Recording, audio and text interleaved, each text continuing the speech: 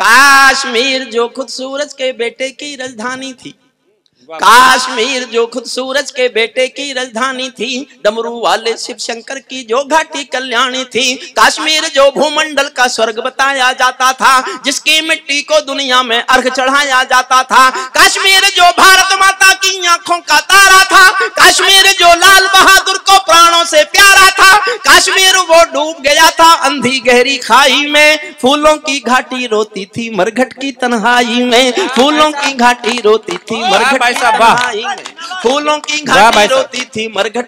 साहब आप जिस मन से सुन रहे हैं, प्रारंभ से अब तक मैंने जितना कर देखा, ग्रामीण अंचल है, कोई महानगर नहीं है, लेकिन जिस मन से आप सब सुन रहे हैं, एक बात और कह के जा रहा हूं वरना बोझ रहेगा मेरे मन पर। मैं 30 साल लाल किले गया हूं कविता सुनाने, 30 साल, लेकिन जिस मन से आपने मेरे सब छोटे भाई बहनों को सुना है, मेरा मन करता है मैं कहूं संजीव भ्रमर तुम्हारे इस कवि सम्मेलन पर, मैं 30 साल के लाल किले के 30 कवि सम्मेलन एक कवि सम्मेलन पर न्योछावर करने की घोषणा करता हूं। वाह भाई साहब, वाह वाह वाह। संजीव को और फक्कड़ भाई को इसलिए बधाई दीजिए कि उन्होंने ग्रामीण अंचल में कविता का संस्कार जिंदा रखा। अंग्रेजी पढ़ाओ अपने बच्चों को, लेकिन उससे केवल कार मिलेगी, संस्कार चाहिए तो आपको अपनी मातृभाषा और हिंदी के संस्कार सीखने पड़ेंगे, सीखने पड़ेंगे। सुनिए,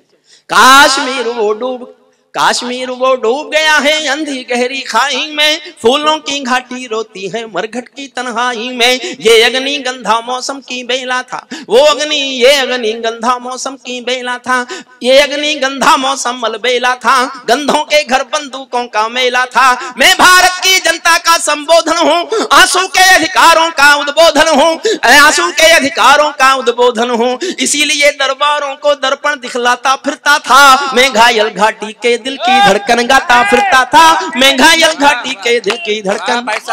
29 साल गाया मैंने हमने नारों में गाया था सब कश्मीर हमारा था, हमने नारों में गाया था सब कश्मीर हमारा था।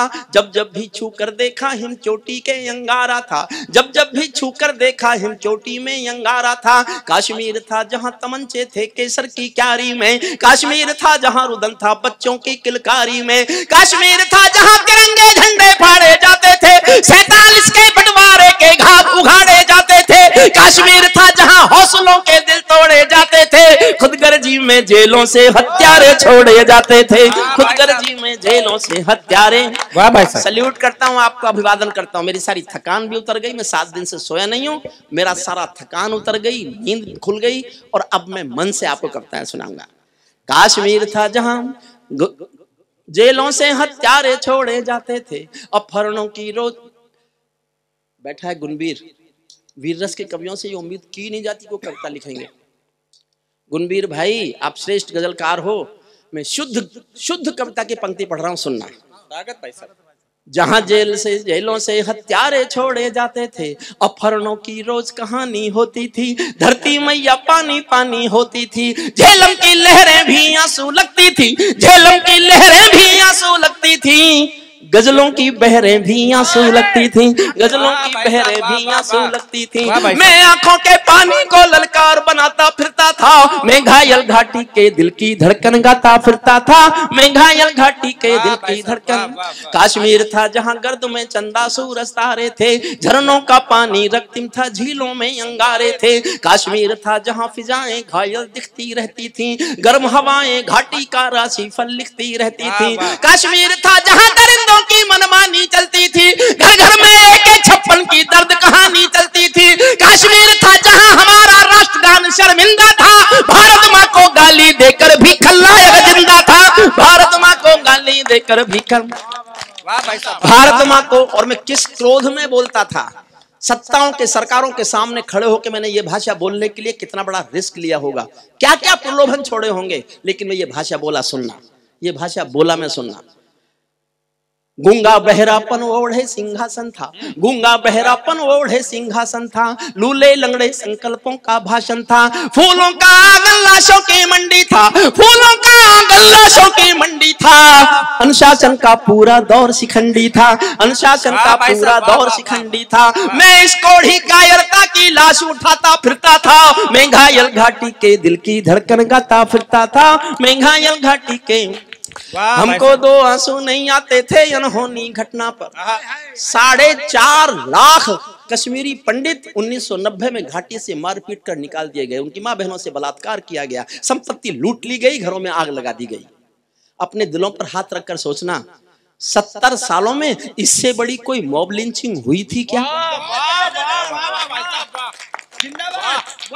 इस देश में मॉब लिंचिंग भी रंग देख के होती है, मानी जाती है। मैं किसी भी मौत का समर्थक नहीं हूं जो भीड़ करे, गलत है वो, उसका समर्थन किया नहीं जा सकता। लेकिन एक मौत पर हंगामा जो किसी की गलती से हुई है और 4.5 लाख लोगों को घर से निकाल देने पर मौन, किसी ने अवार्ड वापस नहीं किए, कोई मानव अधिकार वाला रोने नहीं आया। वाह वाह, मैं उस दिन से रो रहा हूं, उस दिन से चीख रहा हूं। सुनना, हमको दो आंसू नहीं आते थे अनहोनी घटना पर, थोड़ी सी चर्चा होती थी बहुत बड़ी दुर्घटना पर, राजमहल को शर्म नहीं थी घायल होती छाती पर, भारत मुर्दाबाद लिखा था श्रीनगर की छाती पर, भारत मुर्दाबाद लिखा था श्रीनगर की छाती पर, मन करता था फूल चढ़ा दूं लोकतंत्र की अर्थी पर, भारत के बेटे शरणार्थी हो गए अपनी धरती पर, भारत के बेटे शरणार्थी हो गए, भारत के बेटे शरणार्थी हो गए अपनी धरती पर, वे घाटी से खेल रहे थे गैरों के बलबूतों पर, जिनकी नाक टिकी रहती थी पाकिस्तानी जूतों पर, कश्मीर को बंटवारे का धंधा बना रहे थे वे, जुगनू को बैसाखी देकर चंदा बना रहे थे वे, फिर भी खून सने हाथों को न्योता था दरबारों का, जैसे सूरज की किरणों पर कर्जा हो अंधियारों का, जैसे सूरज की किरणों पर कर्जा हो अंधियारों का, कुर्सी भूखी थी नोटों के थैलों की। एक नाम लेता हूं, उसका नाम सुनकर आपके दिल में आदर की सम्मान की हिलोरें उठे तो उनको आकाश भर तालियों में बदलना। अगर उस व्यक्ति का नाम सुनकर आपको लगता है कि उसको आपको प्यार करना चाहिए। कुर्सी भूखी थी नोटों के थैलों की, कुलवंती दासी हो गई रखेलों की, घाटी आंगन हो गई खूनी खेलों की, बहुत जरूरत थी सरदार पटेलों की, बहुत जरूरत थी सरदार पटेलों की, मैं आंखों के पानी को अंगार बनाता फिरता था, मैं घायल घाटी के, मैं घायल घाटी के दिल की धड़कन गाता।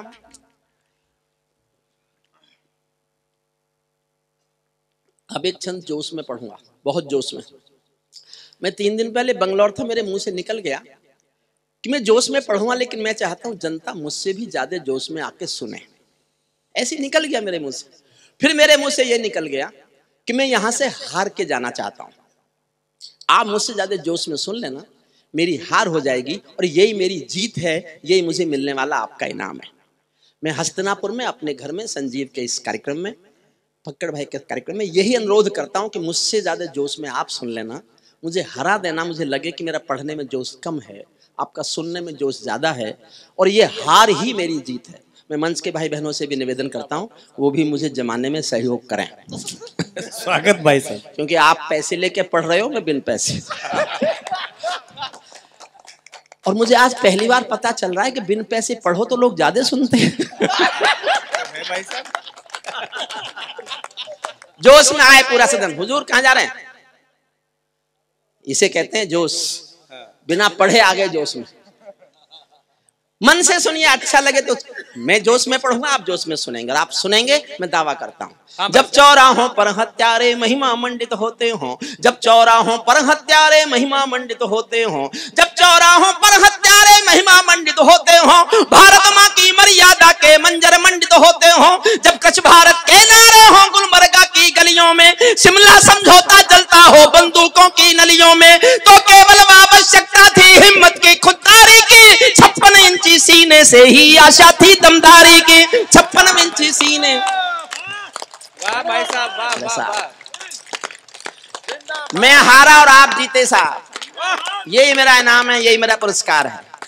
लेकिन जो जी साहब, अरे बैठिए साहब, इसकी जो टाइम बर्बाद होगा, इतनी देर में तो मैं 2 लाइन और पढ़ दूंगा। आप अभी आ रहे हैं? आइए, मैं पहला कवि हूं साहब। जगह ये नहीं थी तालियों की, जल्दी कर गए आप।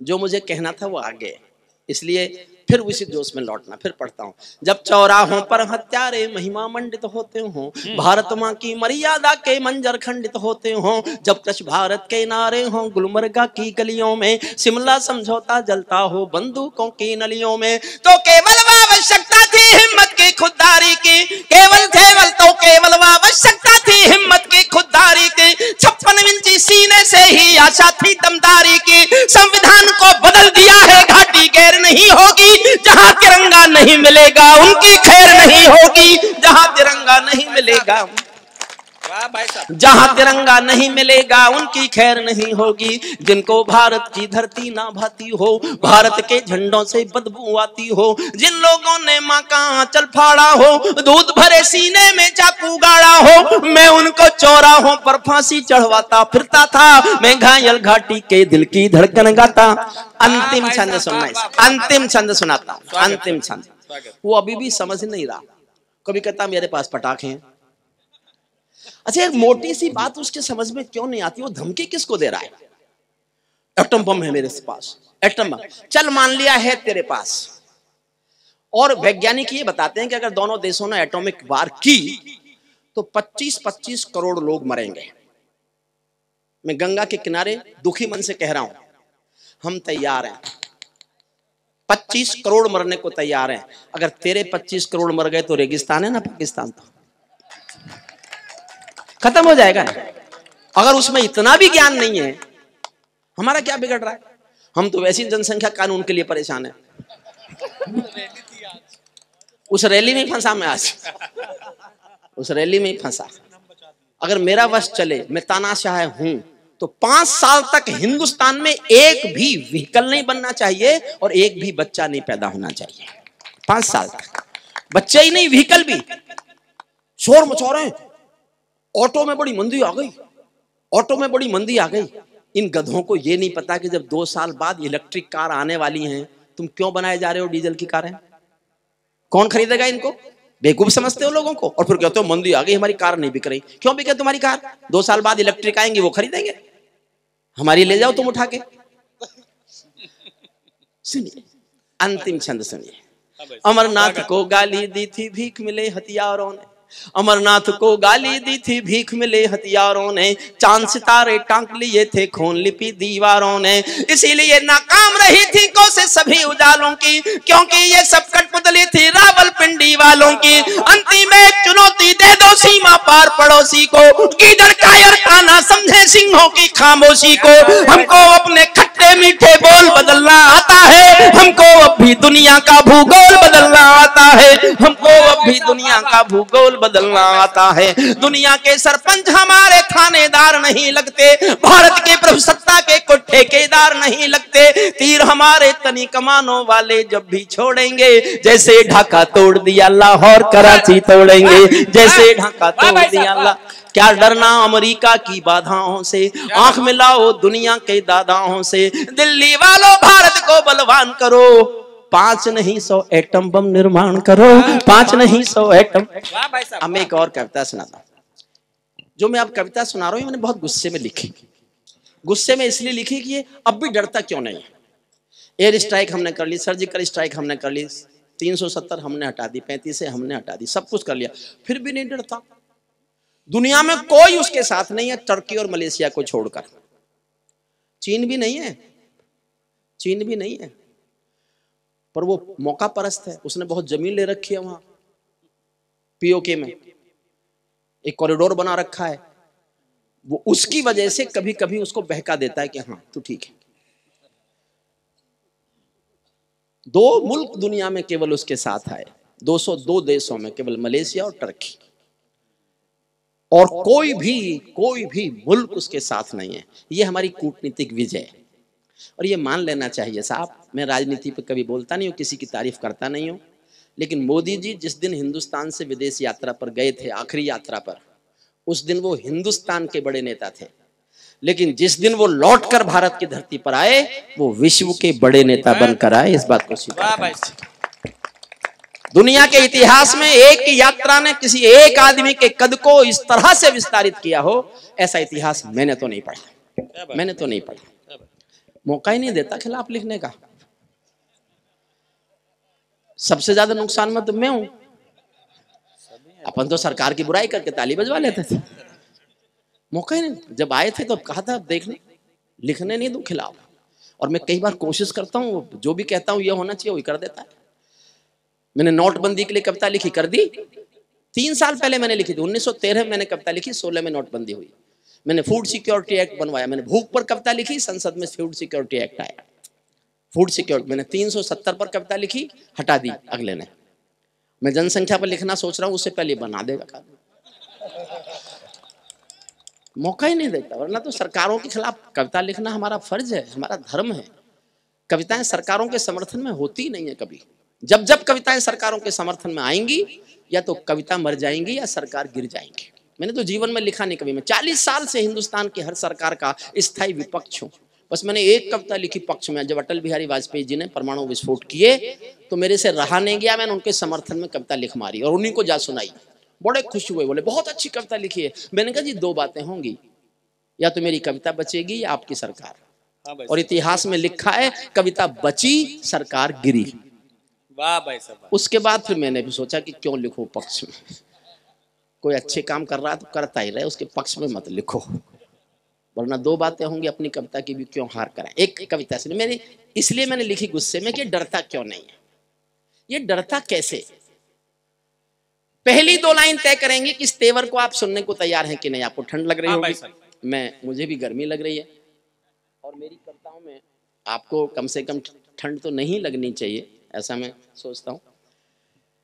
पहली 2 लाइन तय करेंगे कि इस तेवर को आप सुनने को तैयार हैं कि नहीं। पहली 2 लाइन अगर आधे लोगों ने ताली बजाई तो आधी कविता सुनाऊंगा, चौथाई ताली उठी तो चौथाई, और एक एक व्यक्ति की ताली मुझे सुनने को मिल गई तो पूरी कविता सुनाऊंगा। 2 लाइन सुनना। कैसे डरता है ये पड़ोसी, ये पाकिस्तानी गालों पर दिल्ली के चांटे होते। मैंने बहुत गुस्से में लिखी है और गुस्सा गाया नहीं जाता, मेरी अकेली कविता है जिसको मैं गाता नहीं हूं, बाकी सब गा के पढ़ता हूं। इसको सुन लीजिए बस। ये पाकिस्तानी गालों पर दिल्ली के चांटे होते, गर हमने 2 के बदले में 20 शीश काटे होते। वाह भाई साहब, यही सुनाऊं साहब? तो एक बार जोरदार तालियां बजा के अपनी भी नींद उतारी और मेरी भी नींद उतारी। हमारे सैनिकों का सर काटा गया और हम बातचीत करते रहे।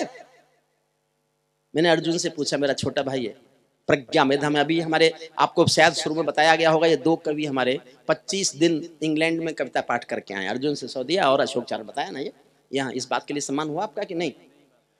ये दोनों कवि अभी लौटे हैं, 3 दिन पहले दोनों आए हैं, और 26 दिन अंग्रेजों ने जो हमारे देश में राज करके हमको सताया था, बदला लेने के लिए हमने इनको भेजा, और ये 26 दिन अंग्रेजों को सता के आए वहां पर।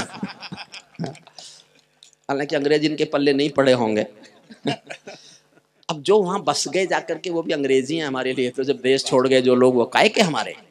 लेकिन इन दोनों कवियों का हम स्वागत करते हैं हस्तिनापुर की धरती पर। दोनों ओज के श्रेष्ठ स्वर 26 दिन इंग्लैंड की धरती पर इन्होंने कविता पाठ किया। भारत सरकार की ओर से भेजे गए थे। 8 कवियों का डेपुटेशन था, 8 कवियों का प्रतिनिधिमंडल था, जिसमें ये 2 कवि हमारे थे। संजीव भाई ने जिन 2 कवियों को बुला करके, आपके 2 अतिरिक्त शॉल लगते, इन दोनों का स्वागत होना चाहिए था। मुझे याद नहीं रहा, वरना मैं ले आता हम दोनों का भी। आप तालियां बजाकर दोनों का स्वागत कर दें। पिछली बार मुमताज गई थी, शायद पिछली बार मुमताज जी गई थी उस प्रतिनिधिमंडल में। आप इतनी दूर क्यों बैठे? ये अरुण, ये चौबे जी भी गए थे पिछली बार। मतलब जिनको इस देश में जिन दिनों थोड़ा कार्यक्रम कम मिलते हैं। भाई साहब, ये बात बताने की क्या जरूरत थी? बात निकल लेते। अच्छा मुमताज जी, आप इतनी दूर क्यों बैठी हैं हमसे? हमारे यहाँ ये भेदभाव है नहीं इतना। हाँ, तो आप ये क्या क्या क्या ऐसे क्यों कर रहे हैं आप? हम तो आपको उतने आदर देते हैं जितना अनिल चौबे को। अच्छा, हम आपको बाबा के पास नहीं बिठाते, हम दिमाग से दूर रखना चाहते हैं आपको। ये जो बाबा का दिमाग है ना, देखो, अगर मेरी बात समझ जाओ तो ही ताली देना, तो ही रिएक्शन करना, वरना मत देना। जो बार बार कहते हैं ना, मैं दिमाग का काम है, दिमाग का काम है, दिमाग का काम है। आदरणीय बाबा खिचड़ी जी, बस कष्ट एक ही है, आपका ये दिमाग है ना, ये दिल में पहुंच गया। और जिसका दिमाग दिल में पहुंच जाए उससे डरना चाहिए। चाहे वो आसाराम हो, चाहे राम रहीम हो, चाहे खिचड़ी बाबा हो, चाहे कोई भी हो, चाहे रामपाल हो। गुणवीर भाई कह रहे हैं, गुणवीर भाई बचना चाहिए। जिनके दिल में दिमाग आ गया वो कुछ भी हो सकता है, कम से कम कवि तो नहीं हो सकता। कौन? अच्छा, इनकी आंखें खराब नहीं है, कान भी खराब है। आप समझ रहे हो जो मैं इनसे कह रहा हूं ये कोई सुन रहे हैं? अगर सुन रहे होते तो मुझे मारते नहीं अब तक। हमें स्नेह करते हैं, बहुत बहुत अजीब व्यक्तित्व है ये। सुनिए मन से कविता सुनिए। तो मैं बता रहा था कि मैंने अर्जुन से पूछा कि हमारे सैनिक का सर काट के पाकिस्तान अपनी सीमा में ले गया, क्या करेगा उसका? अच्छा आप खुद सोचो, आपके मन में सवाल नहीं उठेगा कि हमारे सैनिक का सर काट के वो अपनी सीमा में ले गया, क्या करेगा उसका? बड़ा जवाब दिया अर्जुन ने। आपको जवाब बड़ा लगे तो तालियां बजाकर उसका सम्मान करना। अर्जुन ने कहा भाई साहब उसकी फौज कायर है। 1971 में जिस मुल्क की फौज के 93,000 लोग हथियार फेंक दें, उस मुल्क की फौज आज भी कायर ही होगी। वो शायद अपनी कायर फौज को दिखाना चाहता है कि बहादुर हिंदुस्तानी फौजी बेटे का सर होता कैसा है, जो कट तो सकता है कभी झुक नहीं सकता। मैंने लिखी क्यों गुस्से में कविता, उसके लिए मुझे केवल 10 सेकंड और देना। मैंने एक कहानी पढ़ी, छोटी सी कहानी। एक पिंजरे में पालतू तोता था किसी के पास। एक दिन मालिक ने तोते से कहा मैं पड़ोसी गांव जा रहा हूं। मेरी बात ध्यान से सुनना, क्योंकि इन लोगों में पढ़ा लिखा मैं ही हूं। अच्छा इस पे क्यों हंस रहे हैं आप? शक है क्या? इस पे क्या जो? अच्छा कई तो इनमें ऐसे बैठे हैं जिनसे मेरी डिग्री बोलनी नहीं आती। विश्वास कीजिए मैंने आज से 30 साल पहले LLD की थी। और कोई कानून जानने वाले बैठे हो तो उनको इतना पता होगा कि दुनिया की कानून की आखिरी डिग्री है LLD, जिसके बाद कोई कानून में पढ़ाई नहीं है। ये मैं हंसी में नहीं कह रहा हूं, हंसी में नहीं कह रहा हूं। गुणवीर राणा ने पता चला कि मैंने LLD कर ली तो मुझसे पूछा क्या किया भाई साहब? मैंने कहा LLD कर ली। तो मुझसे छूटते ही बोला आप B.Ed नहीं कर सकते थे? मुझे तो उस दिन पता चला कि ये बिहार में टॉप करके आया है। मेरी बातें इसलिए ध्यान से सुनना। अच्छा लेकिन गुणवीर बड़ा ज्ञानी आदमी, इतना श्रेष्ठ गजलकार कवि। इन्होंने सोचा, मैंने अपने मन में सोचा रात को कि यार इसने मुझसे क्यों कहा कि B.Ed नहीं कर सकते। जब मुझे पढ़ाना ही था तो B.Ed करके प्राइमरी में पढ़ा लेता, LLD करके यूनिवर्सिटी में पढ़ा के कौन सा तीर मार लिया, रहा तो मास्टर ही ना। मास्टर मास्टर है, चाहे कहीं पढ़ाए किसी को पढ़ाए। सुनिए मन से, मेरी इसलिए बात ध्यान से सुनना। पिंजरे में तोता था उसके पास। एक दिन उसने कहा मैं पड़ोसी गांव जा रहा हूं, तेरा शाम तक का खाना मैंने पिंजरे में रख दिया, खा लेना। तोता बोला मालिक उस गांव में मेरे गुरुजी रहते हैं। तो मालिक बोला मैं क्या करूं? बोले उनको मेरी राम राम बोलो जाके। मालिक ने कहा मिलेगा तो बोल दूंगा। मालिक पड़ोसी गांव गया, जाके पूछा मेरे पिंजरे के पालतू तोते का कोई गुरु है क्या? एक बूढ़ा तोता उठ के आया, उसने कहा मैं हूं। तो उसने कहा मेरे पालतू तोते ने तुमको राम राम भेजी है। बूढ़े तोते ने सुना और मर गया। मालिक लौट के आया, तोते ने आते ही पूछा मेरे गुरुजी मिले? मालिक बोला काय का तेरा गुरुजी? मैंने तेरी राम राम बोली, वो तो सुनते ही मर गया। इतना सुनते ही पिंजरे का तोता भी मर गया। सुनना मैं कहना क्या चाहता हूं, पिंजरे का तोता भी मर गया। जब मालिक ने पिंजरा खोला तो तोते की आत्मा कहती चली गई कि मालिक तुम समझे नहीं, मेरे गुरु ने मेरे लिए संदेश भेजा है कि जिसको आजाद होना है उसे मरना आना चाहिए, उसे मरना आना चाहिए। और ये कहानी मैंने इसलिए सुनाई, ये कोई भूतपूर्व कवि है और क्या हमारा भविष्य इससे अच्छा क्या? यही बनेंगे हम और क्या? यही चक्कर लगा रहा। सुनहरी लाल तुरंत जी, चंदा मामा दूर के सुनाई थी, प्लॉट कोटे थे, प्लॉट नहीं काटे इन्होंने चंदा पे, आज प्लॉट नहीं काटे आज इन्होंने। चलिए तो मैंने इसलिए एक कहानी सुनाई आपको। हम 1947 में आजाद हुए, लेकिन दिल पर हाथ रखकर सोचो क्या उसके बाद हम कभी एक साथ मरने को तैयार हुए? पहली बार 5 अगस्त को संसद में एक साथ मरने की तैयारी की गई है। और ये देश के जीने का रास्ता है, ये जीने का रास्ता है। हम जिस दिन एक साथ मरने को तैयार हो जाएंगे हमको जीना आ जाएगा। इस कोशिश में कविता सुनिए। ये आतंकों के गालों पर दिल्ली के चाटे होते, गर हमने 2 के बदले में 20 शीश काटे होते। बार बार दुनिया के आगे हम ना शर्मिंदा होते और हमारे सारे सैनिक सीमा पर जिंदा हो। वाह भाई साहब वाह। ये कैसा परिवर्तन है खुददारी के आचरणों में। सेना का सम्मान पड़ा है चरमपंथ के चरणों में। किसका खून नहीं खोलेगा सुन पढ़कर अखबारों में। सिंहों की गर्दन कटवा दी चूहों के दरबारों में, सिंहों की गर्दन कटवा दी चूहों के दरबारों में। बार बार की गद्दारी को भारत क्यों सह जाता है? और जो मैंने लिखा है वो ही आपके दिलों में हो तो सारा सदन की ताली सुनना चाहता हूं। बार बार की गद्दारी को भारत क्यों सह जाता है? ज्यादा संयम भी दुनिया में कायरता कहलाता है। ज्यादा संयम भी दुनिया में कायरता कहलाता है। बंदूकों की गोली का उत्तर सद्भाव नहीं होता, हथियारों के लिए अहिंसा का प्रस्ताव नहीं होता, कोई विषधर कभी शांति के बीज नहीं बो सकता है, और भेड़िया शाकाहारी कभी नहीं हो सकता है, और भेड़िया शाकाहारी कभी नहीं हो सकता है। पीपल छाया मांग रहा था यूं की करके पेड़ों से, मोदी जी चले गए नवाज शरीफ के घर चाय पीने बिना बुलाए, बिना बुलाए। मैंने मालूम कराया क्यों साहब, क्यों क्या है आप? बोले तुम कभी लोग मेरे खिलाफ कविता ना लिखो, मैं तो शांति की तलाश में गया था। मैं कहा मिल गई, ले आए। वाजपेयी साहब भी गए थे लाहौर बस लेके, वो करगिल लेके आए थे। आप बिना बुलाए चाय पीने गए, आप पठानकोट लेके आए, पठानकोट लेके आए आप। 135 करोड़ का नेता किसी अविश्वसनीय के घर बिना बुलाए जाएगा? तो मैं देहात का आदमी हूं, झोपड़ी में पैदा हुआ हूं। एक झोपड़ी के व्यक्ति की उपमा सुनना कैसा लगा होगा मुझे। आपको गांव के आदमी की उपमा अच्छी लगे तो मेरा समर्थन करना। कैसा लगा मुझे मोदी जी का जाना? पीपल छाया मांग रहा था यूं की करके पेड़ों से, जैसे कोई शेर सुरक्षा मांग रहा हो भेड़ों से। जैसे कोई, समर्थन करो, जैसे कोई शेर सुरक्षा मांग रहा हो भेड़ों से, जैसे कोई मोती खोजे झीलों की गहराई में, हम कस्तूरी खोज रहे थे उल्लू की परछाई में। हम कस्तूरी खोज रहे थे, हम कस्तूरी खोज रहे थे उल्लू की परछाई में। जब सिंहों की राजसभा में गीदड़ गाने लगते हैं तो हाथी के मुंह के गन्ने चूहे खाने लगते हैं। रावलपिंडी वालों को सपने में काल दिखाओ तो, भारत माता की आंखों के डोरे लाल दिखाओ तो, दिल्ली वालों ठोकर मारो दुनिया के हथकंडों पर, इजराइल से जीना सीखो अपने ही भुजदंडों पर। इजराइल से जीना सीखो, इजराइल से जीना सीखो अपने ही भुजदंडों पर। कश्मीर में एक विदेशी देश दिखाई देता था, संविधान को ठुकराता प्रवेश दिखाई देता था। वे घाटी में भारत के झंडों को रोज जलाते थे, सेना पर हमला करते थे, खूनी भाग मनाते थे। हम दिल्ली की खामोशी पर शर्मिंदा रह जाते थे, भारत मुर्दाबाद बोलकर वे जिंदा रह जाते थे। क्या बात? सेना पर पत्थरबाजों को केवल इतना बतला दो, बतलाना भर काफी है अब तो। और अगली पंक्ति एक इतिहास है। अपने छोटे भाई अशोक चारण और अर्जुन सिसोदिया, जो बहुत मैं जिन पर गर्व करता हूं, मुझे ऐसा लगता है कि ये हमारी ध्वजा और ज्यादा ऊपर, और ज्यादा आगे जाएगी, और ज्यादा आगे जाएगी। मैं हंसी के खिलाफ नहीं हूं साहब, चाहे वो सुनहरी लाल तुरंत हो, चाहे हमारे आदरणीय हम हंसी में कुछ भी बोले, खिचड़ी बाबा हो, कोई भी।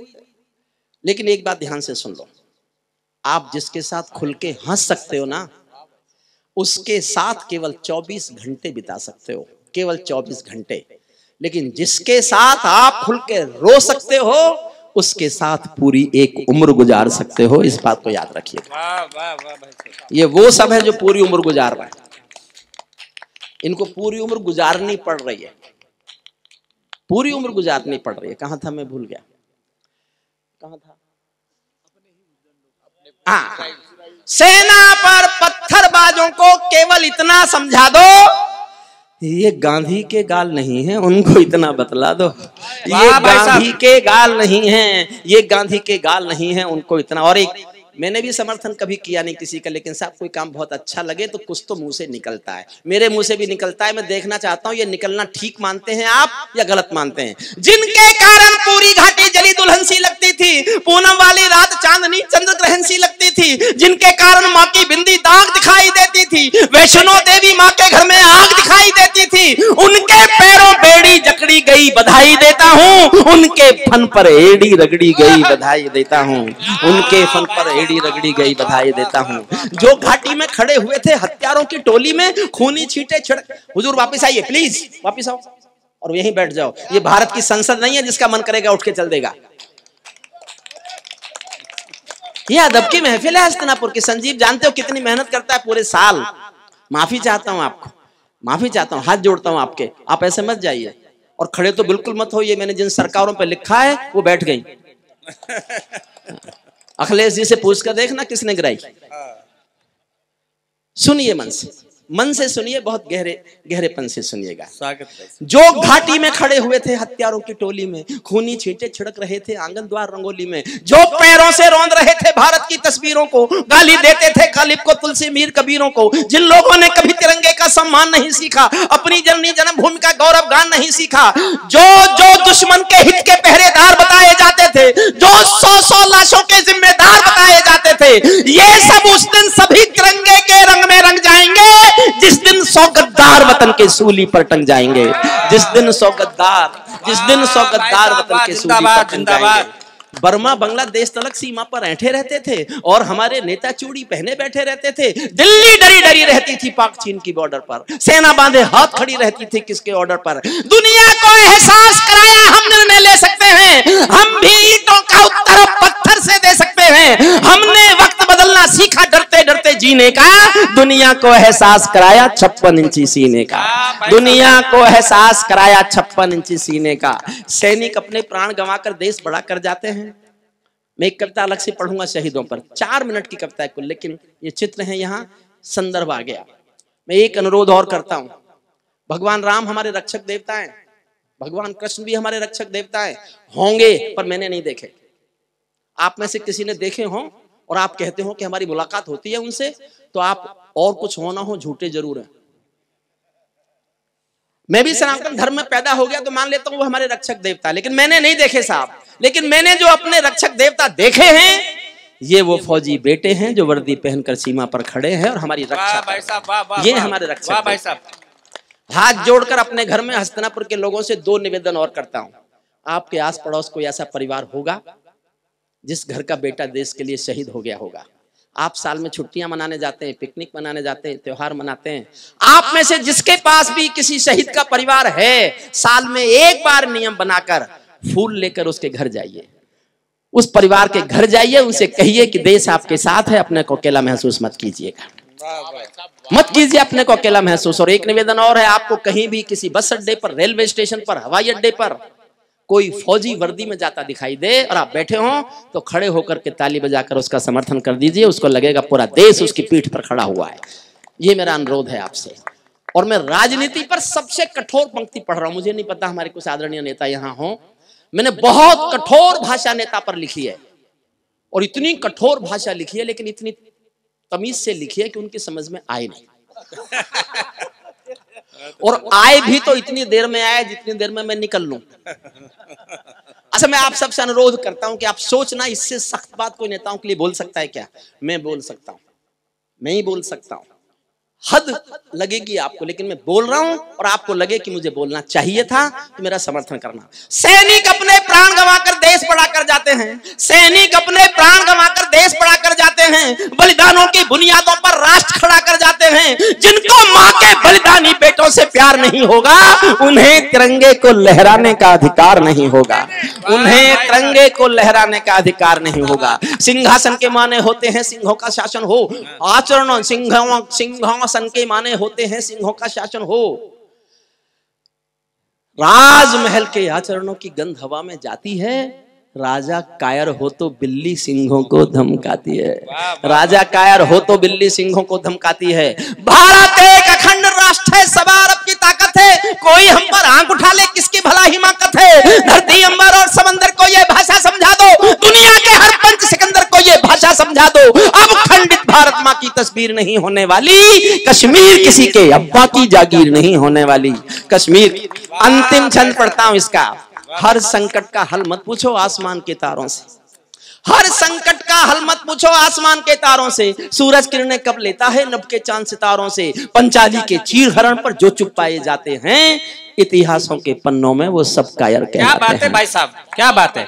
और ज्ञान लो तो मैं और ज्ञान की बात बोल रहा हूं, सुनना। ये युद्धों का परम सत्य है, पूरा जगत जानता है। लोहा और लहू जब लड़ते हैं तो लहू हारता है। जो खूनी दंशों को सहने वाला राजवंश होगा, या तो महामूर्ख होगा या कोई परमहंस होगा, या तो महामूर्ख होगा या कोई परमहंस होगा। बढ़ते बढ़ते कोई फोड़ा जब ना सूरी। बहुत भाषण सुन लिए उसके, कभी कहता बम फोड़ूंगा, कभी कहता ये करूंगा, कभी कहता ये करूंगा। हम 2-4 लाइन पढ़ रहे हैं, बस इनसे हमारा काम हो जाएगा। बढ़ते बढ़ते कोई फोड़ा जब ना सूरी होता है, उस फोड़े में चीरा लगना बहुत जरूरी होता है। उस फोड़े में समझो, उस फोड़े में चीरा लगना बहुत जरूरी होता है। अर्ध सदी की सब भूलों का समाधान हो जाने दो, सब समझौते मरे पड़े हैं पिंडदान हो जाने दो। पर्वत को बाजू में तोड़ो, शोले भरो निगाहों में, आंसू की पूजा मत करना बलिदानों की राहों में। तुम भी सीमा रेखा तोड़ो, आगे बढ़ जनाद करो। 48 में खोया था जो कश्मीर आजाद करो, 48 में खोया था जो कश्मीर आजाद करो। और अर्जुन और अशोक चारण 2 पंक्तियां मैंने लिख दी। स्वागत भाई साहब। अब कोई बुरा माने तो माने, मेरे बारे में कोई आरोप लगाए तो लगाए, मैंने लिख दी तो लिख दी। 2 पंक्तियां ध्यान से सुनने। स्वागत भाई। 48 में खोया था जो कश्मीर आजाद करो, पीढ़ी तुमको याद करेंगी कल स्वर्णिम इतिहासों में। हाँ, पीढ़ी तुमको याद करेंगी कल स्वर्णिम इतिहासों में। युगों युगों तक महकोगे तुम भारत माँ की सांसों में, युगों युगों तक महकोगे तुम। अब मैं एक कविता आपको और सुना देता हूँ, करगिल। अच्छा, करगिल से पहले चाहो तो मोदी सुना दो, छोटी छोटी 2 सुना दो, कोई उठेगा तो नहीं? अच्छा, कोई एक भी व्यक्ति ऐसा है जो 2 नहीं सुनना चाहता?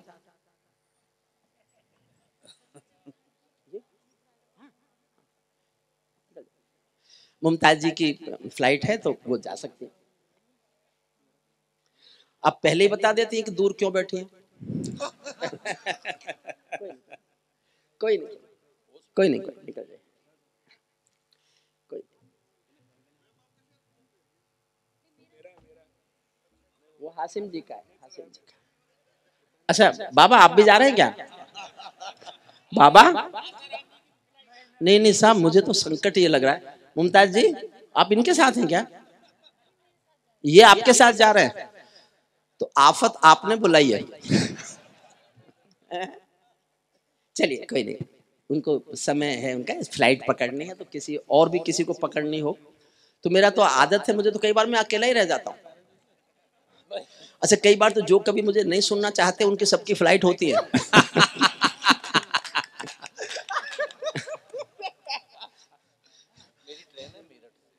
इसकी तो मेरठ से ट्रेन है, चिंता में अभी तो कुछ नहीं। अभी तो मैंने कितनी देर पढ़ा है? थोड़ी देर पढ़ा है। मैं 3 मिनट मोदी और 3 मिनट करगिल के शहीदों पर, 8 मिनट आपकी और मांगता हूं बस। एक मोदी जी पर थोड़ा सा तो बोल के क्या हुआ? और अच्छा देखो इनका चलना देखो, आपको लग रहा है ये चश्मा नकली लगा रखा है कि नहीं लगा रखा है? कोई नहीं, निकल। अरे बाबा निकलो ना।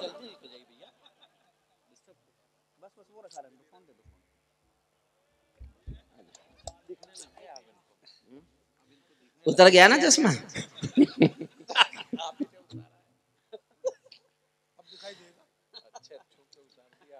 दिखने लगा ना?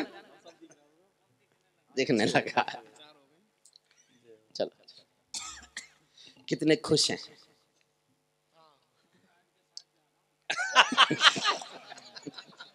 और छेड़ो भाई साहब। किसी के साथ जाओ खबर तो तुम्हारी आएगी। निकलो निकलो। मैं देखिए, मैं कविता सुना रहा हूं आपको। एक शब्द मोदी जी के पक्ष में नहीं है और एक शब्द मोदी जी के खिलाफ नहीं है। पक्ष में मुझे लिखना नहीं है, खिलाफ लिखने नहीं देता। फिर भी मेरी कुछ मांगे हैं जो अपनी सरकार से किसी को भी करनी चाहिए, मैं कर रहा हूं। आप सुन लीजिए, 4 मिनट सुनाऊंगा बस। एक कविता का पहला छंद और एक कविता का अंतिम छंद, और 3 मिनट की कविता करगिल के शहीदों पर है। मैंने मेरठ के कैप्टन मनोज तलवार की शहादत, जब उनका शव आया था, मैंने लिखी थी, मैं आपको सुना के जाऊंगा। मैं ताजों के लिए समर्पण वंदन गीत नहीं गाता, मैं ताजों के लिए। थके तो नहीं है सब? ऐसी बताइए। देखिए मैं ऐसी नहीं, ऐसा ना आपने लगे मैं जबरदस्ती जिद करके पढ़े जा रहा हूँ। एक तो मुझे 2 अनुभव आज हुए। एक तो अपने आप जाओ बिना बुलाए और पैसे नहीं लो तो जनता थोड़ा सिंपैथी से सुनती है और गला भी ठीक चलता है। कल से तुम सब लोग ऐसे किया करो जैसे मैंने किया। मैं ताजों के लिए समर्पण वंदन गीत नहीं गाता, दरबारों के लिए कभी अभिनंदन गीत नहीं गाता। कौन भले हो जाऊं लेकिन मौन नहीं हो सकता मैं। चौथी पंक्ति समझना, आपको हरिओम पमार समझ में आ जाएगा।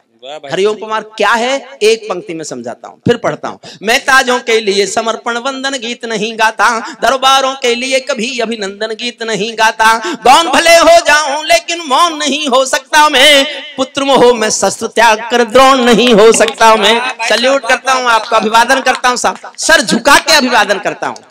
मेरा सचमुच थकान भी उतरी, आना भी सफल हुआ, और आपका ये प्यार, आपका ये स्नेह, आपका ये अपनापन और संजीव का ये, बस कुछ लेना, कुछ मांगेगा तो नहीं, कहाँ है? अच्छा उनको छोड़, अच्छा साहब कुछ लेगा तो नहीं, कोई नहीं। पुत्र मोह में शस्त्र त्याग कर द्रोण नहीं हो सकता मैं, कितने ही पहरे बैठा दो मेरी क्रुद्ध निगाहों पर। मैं दिल्ली से बात करूंगा भीड़ भरे चौराहों पर। मैं गाथा वाचन करता हूँ सिंहासन परिवर्तन की, अच्छे दिन आने वाले हैं नारों के आकर्षण की। कभी किसी भी प्रलोभन में मेरी कलम नहीं बिकती, और किसी भी डर के आगे दिन को रात नहीं लिखती। मैं शब्दों की क्रांति ज्वाल हूँ, वर्तमान को गाऊंगा। जिस दिन मेरी आग बुझेगी मैं उस दिन मर जाऊंगा, जिस दिन मेरी आग बुझेगी मैं उस दिन मर जाऊंगा। सिंहासन वाले पंखों से उड़ता नहीं मिलूंगा मैं, सिंहासन वाले पंखों से उड़ता नहीं मिलूंगा मैं। राजभवन के कालीनों से जुड़ता नहीं मिलूंगा मैं धरती पर इंकलाब के स्वर की एक निशानी हूँ। गाते गाते अंगारा हूँ, लिखते लिखते पानी हूँ। गाते गाते अंगारा हूँ, लिखते लिखते पानी हूँ। सत्ता का आकर्षण मेरी, ये कोई गर्वोक्ति नहीं कर रहा हूं मैं। आप में से जो राजनीति में रुचि रखते होंगे, कुछ लोग जानते होंगे, 14 में चुनाव हुए, टिकट मांगने वाले हजारों थे, मिले हुए टिकट को लौटाने वाला सिर्फ मैं था, सिर्फ मैं। और बाबा रामदेव आज तक मेरे पे जब चाहते ताना मार देते हैं। उनके हिस्से में कुछ टिकट आए होंगे, उन्होंने मदद की थी उस पार्टी की, तो मैं क्यों लड़ूं, मेरे से लड़ना नहीं आता, मुझे राजनीति नहीं आती। मैं 1975 में जयप्रकाश नारायण के आंदोलन की कोख से पैदा हुआ कवि हूं। मैंने 1975 में मीसा भोगा, जेपी मेरे कंधे पर हाथ रखकर भाषण देते थे, लेकिन मुझे राजनीति नहीं आती, मैं राजनीति में नहीं गया। वही गा रहा हूं और आपसे आशीष मांग रहा हूं, सुनना। सत्ता का आकर्षण मेरी भूख नहीं, शाल दुशाला चंदन मेरी भूख नहीं। सरकारी अभिनंदन नहीं चुने मैंने, राजनीति के बंधन नहीं चुने मैंने। पदम पुरस्कारों की चाह नहीं करता, दरबारों की मैं परवाह नहीं करता। कलम सिपाही बनकर जिंदा रहता हूँ, भूखे बच्चों से शर्मिंदा रहता हूँ, भूखे बच्चों से शर्मिंदा रहता हूँ। पगडंडी से लाल किले तक जाता हूँ, झुग्गी झोपड़ियों के आंसू गाता हूँ, झुग्गी झोपड़ियों के आंसू गाता हूँ। दरबारों में कविता का सम्मान नहीं झुकने, लेकिन कवि का दरबारों में मैं कवि का शीश नहीं झुकने दूंगा। कविता का दरबारों से सम्मान नहीं झुकने दूंगा, कविता का दरबारों से संग्राम नहीं रुकने। भारत माँ के घर में नया बसंत दिखाई देता है, वंशवाद की परंपरा का अंत दिखाई देता है, वंशवाद की और सामने जिस दिन समर्थक हुआ, परिचय मेरा 20 साल से, जब वो मुख्यमंत्री भी नहीं बने थे तब से मैं उनके साथ उठता बैठता हूं। लेकिन प्रभावित किस दिन हुआ, एक घटना से प्रभावित हुआ मैं, सुनना। भारत माँ के घर में, और आपको लगे कि ये घटना प्रभावित करने वाली थी तो समर्थन करना। भारत माँ के घर में नया बस, गुणबीर राणा को तो मैं एक ही बात कहता था, आएगा तो और ये चिढ़ जाता था क्योंकि इनको यकीन नहीं था कि आएगा। भारत माँ के घर में नया बसंत दिखाई देता है, वंशवाद की परंपरा का अंत दिखाई देता है। तुमने उस दिन परंपरा का सूरज एक उगाया था, तुमने उस दिन परंपरा का सूरज एक उगाया था, जिस दिन तुमने संसद की चौखट पर शीश झुकाया था, जिस दिन तुमने संसद की चौखट पर शीश झुकाया था। बहुत बधाई देता हूं मैं परिवर्तन के नायक को। एक और ज्ञान देता हूं, आप जिसके साथ उठते बैठते रहे हों, अगर वो देखते ही देखते देश का सबसे बड़ा आदमी बन जाए तो फिर उसके साथ आपका क्या रिश्ता है, ये तय करने का अधिकार बड़े आदमी पे मत छोड़ना। ये तुम ही तय करना कि तुम्हारा उससे क्या रिश्ता है। मैं अपना रिश्ता तय करता हूं और अपने घर में आपका प्यार मांगता हूं। सुनना, बस मैं ये जीना चाहता हूं। तुमने जिस दिन परंपरा का सूरज एक उगाया था, जिस दिन तुमने संसद की चौखट पर शीश झुकाया था। बहुत बधाई दी है मैंने परिवर्तन के नायक को, लेकिन कैसे मर जाने दूंगा आंसू के गायक को। आप विजय के जननायक हो, मैं पीड़ा का गायक हूँ। आप राजपथ के नायक हो, मैं जनपथ का नायक हूँ। आप राजपथ के नायक हो, मैं जनपथ का नायक हूँ।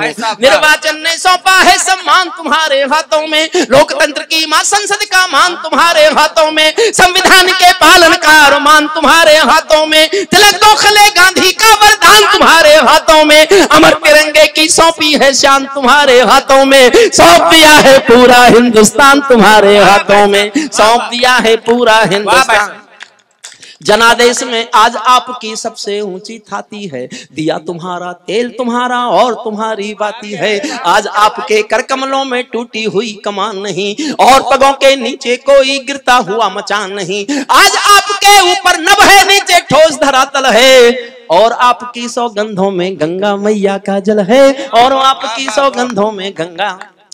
विजय किसी की नहीं, विजय ये परिवर्तन के यश की थी, विजय किसी की नहीं, विजय ये संकल्पों के यश की। और एक पंक्ति समझ जाओ तो ये मेरा सारांश है इस चुनाव के नतीजे का। विजय किसी की नहीं, विजय ये संकल्पों के यश की थी और पराजय सेना पर शक करने के यश की थी, और पराजय सेना पर शक। मैं छोड़ता हूं इसको, अंतिम छंद सुनाता हूं आपको। देखिए मैं दोनों कविता सुनाना चाहता, अंतिम एक छंद सुन लो। स्वागत भाई। ये सौगंध तुम्हारी है, मैं देश नहीं बिकने दूंगा, देश नहीं मिटने दूंगा, मैं देश नहीं झुकने दूंगा, है मेरा विश्वास कभी सौगंध नहीं तोड़ोगे तुम, भारत माँ की सेवा का अनुबंध नहीं छोड़ोगे तुम, ऐसा कुछ कर जाओ पूरा देश देखता रह जाए, देश नहीं भूमंडल का परवेश देखता रह जाए, देश नहीं भूमंडल का परवेश। आज जिन्होंने सागर किनारे उनको प्लास्टिक चुनते हुए देखा होगा, साहब सैल्यूट, मैं तो सैल्यूट करता हूं और मैं अनुरोध करता हूं कि सब केवल 10-10 मिनट अपने घर के आसपास ये स्वच्छता अभियान चला लो, हम गांधी का सपना पूरा कर सकते हैं, गांधी का सपना पूरा कर सकते हैं, केवल 10-10 मिनट, 10-10 मिनट, 10-10 मिनट, ऐसा कुछ कर जाओ। 10 लाइन पढ़ रहा हूं, ये मेरी 10 मांग है, वो मैंने हटा दी जो पूरी कर दी, जो अभी पूरी होनी बाकी है वो अभी भी है, अभी भी चिल्ला रहा हूं मैं, ये मांगे पूरी कराने की। मैं तो गाता रहूंगा, करेंगे नहीं करेंगे तो मैं तो गाता रहूंगा, एक एक लाइन में एक एक डिमांड करता हूं। आपको लगे कि ये मांग हमारी पूरी होनी चाहिए तो मेरी एक एक मांग का समर्थन करना। ऐसा कुछ कर जाओ पूरा देश देखता रह जाए, देश नहीं भूमंडल का स्वर्ग, देश नहीं हुजूर बैठ प्लीज, अच्छा कोई बात नहीं, कोई बात नहीं, कोई बात नहीं। ऐसा कुछ कर जाओ पूरा देश देखता रह जाए, देश नहीं भूमंडल का परवेश दे। पहली मांग, संसद को गुंडों से दागी चेहरों से खाली कर दो। इतनी तालियों से नहीं होगी साहब, मेरा साथ दो कराना चाहते हो तो। मैं स्पष्ट बोलता हूं, अगर हमको कश्मीर में एक भी आतंकवादी नहीं चाहिए तो हमको संसद में भी एक भी गुंडा नहीं चाहिए, नहीं चाहिए हमको संसद में गुंडा। संसद को गुंडों से दागी चेहरों से खाली कर दो, भूखे मरते हुए किसानों के घर खुशहाली भर दो, भूखे मरते हुए किसानों के घर खुशहाली भर दो, भूखे मरते हुए किसानों के घर खुशहाली भर दो। लाल चौक में भारत माँ की जयकारों के स्वर दे दो। अभी तो कर्फ्यू है, इसके बाद जो होना चाहिए, लाल चौक में भारत माँ की जय। मेरी राय सर कश्मीर पर अलग है, मैं कविता लिख रहा हूं, अभी पूरी नहीं हुई। मेरा एक मत है, हिंदुस्तान की, पूरे हिंदुस्तान की, हम सबकी, सबकी जिम्मेदारी है, हम कश्मीर के बेटी बेटों को एक बात समझाएं कि हमने कश्मीर भारत में नहीं मिलाया, हमने भारत को कश्मीर में मिलाया है। हमने तुम्हारा फलक बड़ा किया है, फलक बड़ा किया है, पूरा देश आपको दे दिया है। आप गर्व करो, कश्मीरी तहजीब केवल आपकी नहीं है, पूरे हिंदुस्तान की हिस्सा बनेगी, ऐसा महसूस करना चाहता हूं मैं। तब सुनिएगा, तब सुनिएगा, तब सुनिएगा। लाल चौक पर भारत माँ की जयकारों के स्वर दे दो, हर विस्थापित कश्मीरी पंडित को उसका घर दे दो, हर विस्थापित कश्मीरी पंडित को उसका घर दे दो। खेलों को नेताओं से, पूंजीपतियों से मुक्त करो, माँ बहनों बेटी का जीना स्वाभिमान से युक्त करो। झोपड़ियों को मत सिखलाओ तौर तरीका जीने का, उन्हें मैसर कर दो केवल अच्छा पानी पीने का, उन्हें मैसर कर दो केवल अच्छा पानी पीने का। नंगे बदन लिए फिरते हैं ख्वाहिश एक लगोटी की, खाली पेट लिए बैठे हैं उम्मीदें दो रोटी की। कहीं भूख से कोई बच्चा मर ना जाए, याद रहे 10 करोड़ भूखी पीढ़ी की याद तुम्हें फरियाद रहे। तुम चाहो तो भारत के घर घर को दे वाले दे दो, लेकिन सबसे पहले झोंपड़ियों को शौचालय दे दो, लेकिन सबसे पहले झोंपड़ियों को शौचालय दे दो। ऐसा कुछ कर जाओ पूरा देश देखता रह जाए, देश नहीं भूमंडल। अंतिम पंक्तियां सुनना इस कविता की। ऐसा लगे कि सबका साथ तुम्हारे दिल की इच्छा है। वाह। अगर तुम यकीन दिला दो कि तुम्हारे दिल में ही ये है, सबका साथ, सबका विकास, सबका विश्वास, तो फिर तो आप ही आप हो, 19 क्या 24 भी। लेकिन यकीन दिलाओ, यकीन दिलाओ। ऐसा लगे कि सबका साथ तुम्हारे दिल की इच्छा है, सामाजिक सद्भाव तुम्हारी सबसे कड़ी परीक्षा है, सामाजिक सद्भाव तुम्हारी सबसे कड़ी परीक्षा है। ऐसा लगे कि गुजराती बेटा गांधी का सपना। अंतिम एक एक लाइन सुनना है। और देखो साहब, पक्षपात तो हमारे देश में चलता है। एक पंक्ति का पक्षपात मैंने भी किया है, केवल एक पंक्ति का। बारिश आएगी, मैं जल्दी से पढ़ देता हूं। ऐसा लगे कि सबका साथ, ऐसा लगे कि सबका साथ तुम्हारे दिल की इच्छा है, सामाजिक सद्भाव तुम्हारी सबसे बड़ी परीक्षा है। ऐसा लगे कि गुजराती बेटा गांधी का सपना है, ऐसा लगे कि भारत का सरपंच हमारा अपना है, ऐसा लगे कि 1.25 अरब की आबादी का दमखम हो, ऐसा लगे कि भारत की सब तहजीबों का संगम हो, ऐसा लगे कि देशद्रोहियों को तुमने ललकार दिया, ऐसा लगे कि भारत मां का हर दुश्मन धिक्कार दिया, ऐसा लगे कि काले धन का पूरा खेल हिल गया है, ऐसा लगे कि दिल्ली को सरदार पटेल मिल गया है, ऐसा लगे कि दिल्ली को सरदार। वाह भाई साहब, वाह। ये ओस चू रही है कि बारिश आ रही है? तो मुझे 4 मिनट और देंगे, केवल 4 मिनट, 4 मिनट दे दीजिए। मैं करगिल के शहीदों पर एक छोटी सी कविता सुनाना चाहता हूं, आप सुन लीजिए बस। कविता के नाम पर गुणबीर राणा जैसे बड़े गीतकार को कोई कविता समर्पित की जा सकती है, तो मेरे पास ये एक कविता है। वो जिन गीतों की चर्चा कर रहे थे गुणबीर, वो मैं मंचों पे सुनाता नहीं हूं, क्योंकि गीत सुनाने वालों को पैसे नहीं मिलते।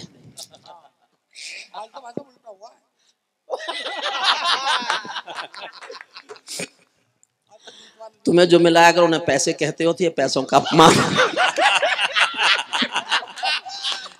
मुझे मत छेड़ो। देखो, घायल सांप ज्यादा खतरनाक होता है। देखो गुणबीर, एक बात आप समझ लो, आप सब समझ जाओ तो ताली बजा देना। हाँ भाई साहब। जब अर्जुन ने अपने हथियार पेड़ पर टांगे थे, तो किन्हीं कारणों से हथियार पेड़ पर टांग दिए थे। इसका अर्थ ये नहीं था उनको चलाना भूल गया है। चलाना नहीं भूल। देखिए साहब, हमारे देश की जो संस्कृति है, उसकी आत्मा संवेदना है। संवेदनाओं की रक्षा नहीं होगी तो कुछ भी नहीं बचेगा। मैं संवेदना का एक गीत पढ़ रहा हूं, एक छोटी सी बात सुनो। एक अमीर महिला बहुत बड़ी कार में, बहुत महंगी साड़ी पहने हुए, एक साड़ी की दुकान में। एक कहानी आई मेरे व्हाट्सएप पर, रात को 10 बजे सोने के समय मैंने पढ़ी और मैं रात भर नहीं सोया। वही कहानी आपको सुना रहा हूं। रात को सोने से पहले किसी को भी कभी याद आ जाए और फिर आपको नींद आ जाए तो मेरा नाम लेके गालियां देना। कहानी केवल 10 सेकंड की है। कहानी इतनी है कि एक अमीर महिला महंगी कार में, महंगी साड़ी पहने हुए साड़ी की दुकान पर आई और दुकानदार से कहा, मुझे जल्दी से एक सस्ती सी साड़ी दे दो, मेरी नौकरानी की बेटी की शादी होने वाली है। अमीर महिलाएं यही करती हैं, कोई खास बात नहीं है। खास बात यह है कि आधे घंटे बाद एक 90 साल की बुढ़िया फटी हुई धोती पहने हुए टूटी फूटी रिक्शा में बैठकर उसी साड़ी की दुकान पर आई और दुकानदार से कहा, मुझे इस दुकान की सबसे अच्छी साड़ी दे दो, मेरी मालकिन की बेटी की शादी होने वाली है। भाई साहब, इसलिए संवेदनाएं जिंदा रखिए बस। मेरे जी 5 जन भी गहन मौन में खोया हूं। मैं गीतकार नहीं हूं, गीत मेरा शिल्प नहीं है। राणा जी बैठे हैं, हमारे हासिम भाई श्रेष्ठ गीतकार हैं, अमित ने भी गीत लिखे हैं, अर्जुन ने भी गीत लिखे हैं, और हमारे पंडित जी ने तो जो छंद लिखे हैं वो सब गीत की ही भाषा में है, सब गीत की भाषा में है, और तुरंत जी का हास्य भी गीत की भाषा में है। मेरा तो बस ऐसे ही तुक्का है। ये अंतिम कविता है, इसके बाद हम विदा लेंगे। देखिए, जो भी, क्योंकि उम्र में मैं इनसे बड़ा हूं, जो कवि सम्मेलन हुआ वो हस्तिनापुर की जनता का है, संजय भ्रमर का है, फक्कड़ का है। कहीं भी किसी भी तरह की कोई आपको कमी महसूस हुई हो, कोई ऐसा आपको लगा हो कि ऐसा नहीं होना चाहिए था, उसके लिए उम्र में बड़ा होने के नाते मैं जिम्मेदार हूं और मैं मंच पर हूं, तो उसके लिए मैं माफी मांगता हूं। कवि सम्मेलन की परंपरा को जिंदा रखिए और संजीव को बल देते रहिए, ताकि इस शहर में भी साहित्य की ये लौ जलती रहे। मैं केशव का 5 जन्म भी गहन मौन में खोया हूँ, उन बेटों की याद कहानी लिखते लिखते रोया हूँ, उन बेटों की याद कहानी लिखते लिखते रोया हूँ, जिस माथे की कुमकुम बिंदी वापस लौट नहीं पाई, जिस माथे की कुमकुम बिंदी वापस। प्लीज बैठ जाओ, प्लीज भैया बैठ जाओ, थोड़ी देर बैठ जाओ, मुझे डिस्टरबेंस होता है और कुछ भी नहीं, कोई बात नहीं। मैं केशव का 5 जन्म भी गहन मौन में खोया हूँ, उन बेटों की याद कहाँ। केवल 4 मिनट का मामला है, आप इस बीच मत उठिएगा बस। मैं केशव का 5 जन्म भी गहन मौन में खोया हूँ, उन बेटों की याद कहानी लिखते लिखते रोया हूँ, जिस माथे की कुमकुम। एक डिस्टरबेंस, पानी है क्या?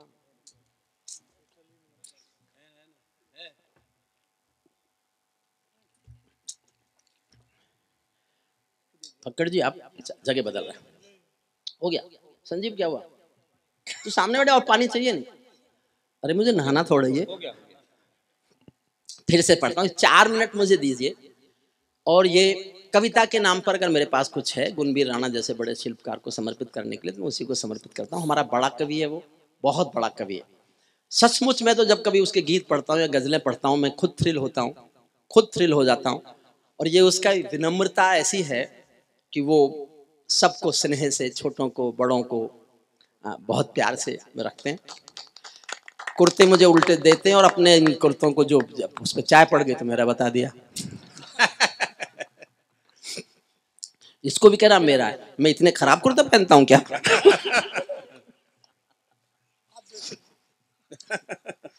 मैं केशव का 5 जन्म भी गहन मौन में खोया हूँ, उन बेटों की याद कहानी लिखते लिखते रोया हूँ, जिस माथे की कुमकुम बिंदी वापस लौट नहीं पाई, चुटकी झुमके पायल ले गई कुर्बानी की यमराई, कुछ बहनों की राखी जल गई है बर्फीली घाटी में, वेदी के गठबंधन मिल गए हैं करगिल की माटी में, पर्वत पर कितने सिंदूरी सपने दफन हुए होंगे, 20 बसंतों के मधुमासी जीवन हवन हुए होंगे, टूटी चूड़ी धुला महावर रूठा कंगन हाथों का, कोई मोल नहीं दे सकता बासंती जज्बातों का, कोई मोल नहीं दे सकता। टूटी चूड़ी धुला महावर रूठा कंगन हाथों का, कोई मोल नहीं दे सकता बासंती जज्बातों का, जो पहले पहले चुंबन के बाद लाम पर चला गया। एक पल जीना मेरे साथ, एक पल। जो पहले पहले चुंबन के बाद लाम पर चला गया, नई दुल्हन की से छोड़कर युद्ध काम पर चला गया, उसको भी मीठी नींदों की करवट याद रही होगी, उसको भी मीठी नींदों की करवट याद रही होगी, खुशबू में डूबी यादों की सलवट याद रही होगी, खुशबू में डूबी यादों की सलवट याद रही। और मैं जीवन की श्रेष्ठ, जो मैंने एक ही पंक्ति लिखी है, मैंने, ये मेरा अहंकार नहीं है गुणवीर भाई, ये मेरा अहंकार नहीं है, मैं दिल से बोल रहा हूं, मैंने केवल एक पंक्ति अच्छी लिखी है। और हस्तिनापुर के प्यारे लोगों, मुझे बहुत आशीष दे देना तालियों से, अगर मैंने ऐसी एक पंक्ति और लिख ली तो मैं घोषणा कर दूंगा मैं कवि हो गया हूं। मेरे जीवन की सबसे अच्छी पंक्ति संजीव भ्रमर के इस महाउत्सव में समर्पित करता हूं हस्तिनापुर की जनता को सुनता। उनको भी मीठी नींदों की करवट याद रही होगी, खुशबू में डूबी यादों की सलवट याद रही होगी, उन आंखों की 2 बूंदों से 7 सागर हारे हैं, उन आंखों की 2 बूंदों से 7 सागर हारे हैं, जब मेहंदी वाले हाथों ने मंगलसूत्र उतारे हैं, जब मेहंदी वाले उन आंखों की 2 बूंदों से 7 सागर हारे हैं, जब मेहंदी वाले हाथों ने मंगलसूत्र उतारे हैं, गीली मेहंदी रोई होगी चुपके घर के कोने में, ताजा काजल छूटा होगा चुपके चुपके रोने में, जब बेटे की अर्थी आई होगी सोने आंगन में, शायद दूध उतर आया हो बूढ़ी माँ के दामन में, शायद दूध उतर आया हो बूढ़ी माँ के दामन में, वो विधवा पूरी दुनिया का बोझा सर ले सकती है। पूरे संसार में किसी भी मजहब में स्त्री अर्थी को कंधा नहीं देती। भरतपुर के पास एक गांव है अजान राजस्थान में, वहां का एक बेटा शहीद हुआ वीरेंद्र सिंह। जब उसका पार्थिव शरीर सेना लेके आई तो उसकी पत्नी ने गांव वालों की मर्जी के खिलाफ, सेना के अफसरों की मर्जी के खिलाफ शादी के दिन के कपड़े पहने और शमशान घाट तक अपने पति की अर्थी को कंधा दिया। ये दुनिया की पहली घटना थी जब कोई औरत अर्थी को कंधा दे रही थी। उसके बाद घटनाएं घटी, लेकिन दुनिया की ये पहली घटना थी जब किसी औरत ने अपने पति की अर्थी को कंधा दिया। जो घटना दुनिया में पहली बार घटे वो तो स्वयं एक महाकाव्य है। फिर भी मैंने एक पंक्ति लिखी है, उसको सहेजना। जब बेटे की अर्थी आई होगी सोने आंगन में, शायद दूध उतरवाया हो बूढ़ी माँ के दामन में, वो विधवा पूरी दुनिया का बोझा सर ले सकती है, वो विधवा पूरी दुनिया का बोझा सर ले सकती है, जो अपने पति की अर्थी को भी कंधा दे सकती है, जो अपने पति की अर्थी को भी कंधा दे सकती है। मैं ऐसी हर देवी के चरणों में सिर झुकाता हूँ, इसीलिए मैं कविता को हथियार बनाकर गाता हूँ, इसीलिए मैं कविता को हथियार बनाकर गाता हूँ। जिन बेटों ने पर्वत काटे हैं अपने नाखूनों से, क्या बात है भाई साहब। अंतिम केवल 6 लाइन पढ़ रहा हूँ, 6 लाइन, अंतिम 6 लाइन। क्या ये देश उन्हीं का है जो सीमा पर मर जाते हैं, अपना खून बहाकर टीका सरहद पर कर जाते हैं? ऐसा युद्ध वतन की खातिर सबको लड़ना पड़ता है, संकट की घड़ियों में सबको सैनिक बनना पड़ता है। जो भी कौम वतन की खातिर मरने को तैयार नहीं, उसकी संतति को आजादी जीने का अधिकार नहीं। अंतिम 6 पंक्तियां पढ़ता हूं, अंतिम 6 पंक्तियां। मैं सैनिक का शौर्य गाता हूं, सुनिएगा। सैनिक का शौर्य। जिन बेटों ने पर्वत काटे हैं अपने नाखूनों से, उनकी कोई मांग नहीं है दिल्ली के कानूनों से, उनकी कोई मांग नहीं है दिल्ली के कानूनों से। जो सैनिक सीमा रेखा पर ध्रुव तारा बन जाता है, जो सैनिक सीमा रेखा पर ध्रुव तारा बन जाता है, उस कुर्बानी के दीपक से सूरज भी शर्माता है। गर्म दहानों पर तोपों के जो सीने अड़ जाते हैं, उनकी गाथा लिखने को अंबर छोटे पड़ जाते हैं। उनके लिए हिमालय कंधा देने को झुक जाता है, कुछ पल को सागर की लहरों का गर्जन रुक जाता है। उस सैनिक के शव का दर्शन तीर्थ जैसा होता है, चित्र शहीदों का मंदिर की मूरत जैसा होता है। चित्र शहीद सच्चा है अपना प्यार, तो क्या इस जहां का डर। गुलबन के गुलिस्ता वफा में फिर खिलेंगे हम, अब बिछड़ रहे हैं कोई रंज मत करो, फिर बाहर आएंगी तो फिर मिलेंगे हम। सितारों को आंखों में महफूज रख लो, बड़ी दूर तक रात ही रात होगी। मुसाफिर हो तुम भी, मुसाफिर हैं हम भी, इसी मोड़ पर फिर मुलाकात।